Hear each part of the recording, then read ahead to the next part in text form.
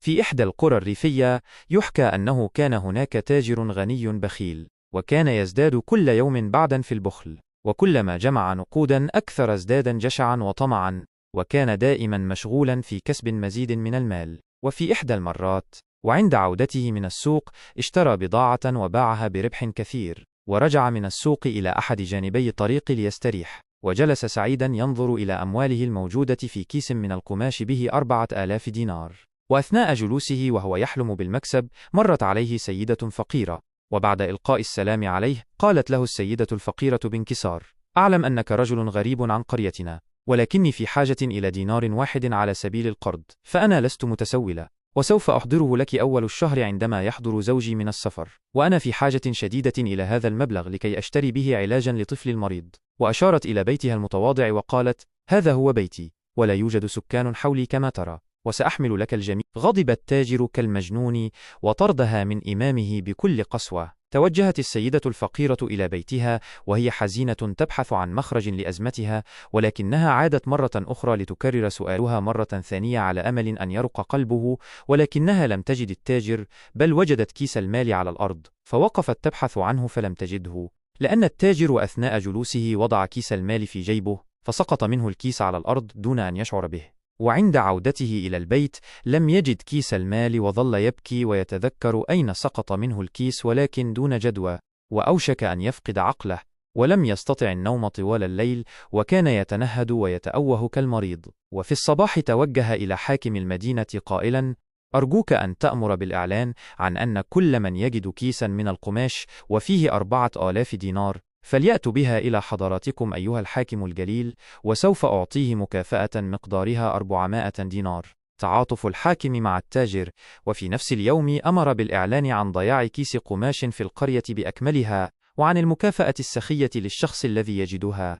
وبعدها بيوم واحد جاءت إلى الحاكم امرأة فقيرة، وسلمته كيس النقود وبها 4000 دينار، وأمر الحاكم بإحضار التاجر. وما إن رأى التاجر كيس المال حتى أفرغ النقود أمامه وبدأ يحصي أمواله، ووجدها لم تنقص شيئا، ورأى السيدة الفقيرة وتذكرها، ولكن التاجر قال لنفسه: كيف لسيدة فقيرة مثل هذه أن تأخذ مكافأة كبيرة مثل هذا المبلغ، وفي الأمس كانت تتمنى دينارا واحدا. فصاح التاجر المحتال: يا امرأة، النقود ناقصة، كنت قد وضعت 4000 دينار و400 دينار أخرى. أجابت المرأة بهدوء: سيدي التاجر، لو كنت أنوي أن أستولي على أموالك لكنت أخذت الكيس بما فيه ولم أحضره إلى الشيخ الكريم الذي أعلن عنها. أدرك الجميع أن السيدة الفقيرة تقول الحقيقة، لكن التاجر استمر في الصياح، وكان يشتم المرأة ويتهمها بالسرقة، وقال لها: أنا أتذكرك جيدا،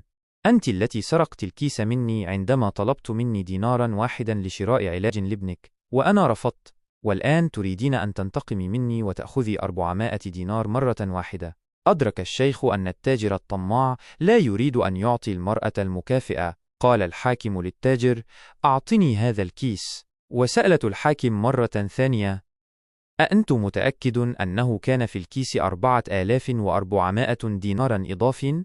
قال له التاجر: نعم أنا متأكد. قال الحاكم: لكن لماذا لم تقل لي عن هذا سابقا؟ لقد قلت لي أيها التاجر إن الكيس يوجد به 4000 دينار فقط. أم أنك تريد أن تستولي على كيس مال لا يخصك؟ لو كنت صادقا في كلامك سيترتب على هذا أن كيس المال هذا لا يخصك، لأن كيسك به 4400 دينار، وإلا إنك تريد أن تستولي عليه بالباطل على كيس مال لا يخصك. رفع الشيخ صوته قائلا: هذا الكيس لا يخص التاجر، لأنه يقول إن كيس المال كان به 4400 دينار، ولو كانت هذه السيدة سرقت 400 دينار كان أولى بها أن تسرق الكيس بالكامل. ووجه الكلام إلى التاجر بصوت عال: أيها التاجر، أنت تقول إن الكيس كان به 4400 دينار، وهذا الكيس به 4000 دينار فقط، وبالتالي هذا الكيس لا ينطبق عليه المواصفات التي أدليت بها لي. بعد ذلك أضاف الحاكم قائلا للمرأة: أيتها السيدة المحترمة، هناك مقولة لدينا تفيد بأن الذي يقوم بالإهداء هو الإنسان الكريم وليس الغني.